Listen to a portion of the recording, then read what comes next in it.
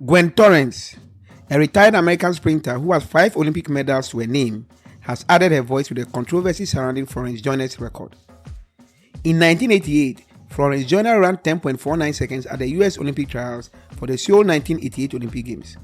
That was a big result. The previous world record was held by Evelyn Ashford, also of the USA, who ran 10.76 seconds in Zurich, Switzerland in 1984. When you do the maths, Florence Joyner broke the previous record by 0.27 seconds. There was, however, a big controversy over this record. Spectators at the stadium in Indianapolis described that day as a very breezy one. The IAF, now known as World Athletics, has set legal win limits within which an athlete's time can be officially accepted. The maximum win limit is 2.0. This means that if an athlete runs at a time when the win limit exceeds 2.0, it won't be officially recognized and recorded in the books. For example, Blessing Okagbari ran 10.63 seconds in the 100 meters in Nigeria, but was not recognized because it was wind aided. As a result, her personal best recorded time is 10.79 seconds and not 10.63 seconds. Shakar Richardson ran 10.64 seconds in the semi-finals of the American trials for the Tokyo Olympics, but a check on the wind gauge showed that the wind was beyond the legal limit.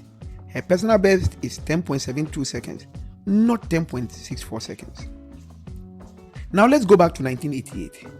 When Florence Joyner finished her run of 10.49 seconds, the wind gauge was checked and it read as 0.0 meter per second. The gauge did not measure any wind. That was shocking as it was very windy on that day. Clearly, the wind gauge had malfunctioned. We can be confident in saying this because it was reported that all other races before and after the 100 meter recorded high speed winds.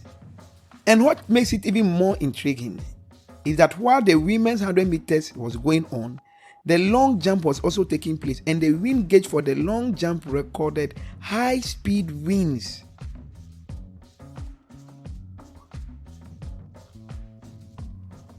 Other studies by IAF, as it was known by then, and other organizations revealed a wind speed of between 5 meters per second and 7 meters per second at the time of Florence Joyner's race. Despite all this evidence, Florence Joyner's world record of 10.49 is still recognized in the annals of athletics as the fastest ever. She is the world record holder. Now enters Garth Gayle, the president of the Jamaica Athletics Administrative Association. He is demanding that Florence Joyner's world record should be annulled and handed to Elaine Thompson Herah, who ran 10.54 seconds in the Diamond League of 2021. Now we go back to Gwen Torrance. Gwen Torrance says the fact that it was zero wind reading is questionable, but you can't erase history no matter how you put it. She added that you can't give away a world record. But is it true that a world record cannot be given away?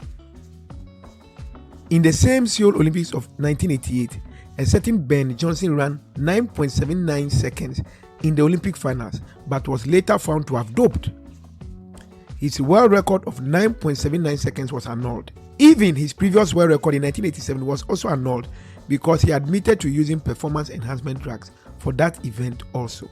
So to answer Gwen Torrance, yes, a world record can be given away if there are anomalies. That's a fact.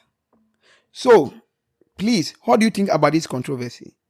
Let me know in the comment section, and remember to subscribe and hit the like button.